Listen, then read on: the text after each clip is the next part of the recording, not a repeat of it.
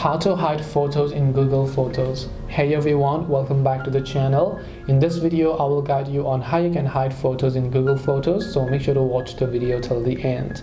If you want to hide photos in Google Photos, it is actually very simple to do so. All you have to do is go ahead and then basically open the Google Photos application over here.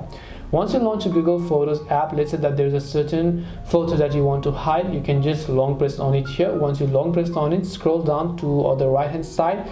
Here we find an option called Move to Locked Folder. So you can tap on Move to Locked Folder section, and then here you'll be able to see your features of locked folder if you haven't set up already. So you can tap the setup option. You can basically lock it with your fingerprint or your face unlock, and then tap on continue, tap on move, and then you should be able to go ahead and then basically hide this to your Google Photos. Now whenever you see it, as you can see, now if you want to view those locked photos, you can come to library as well, and then you should be able to go ahead and then basically view those locked folders.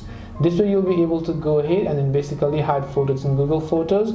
Hope this video is very helpful. If you have got any questions, feel free to leave them down below. Thank you for watching and see you in the next video.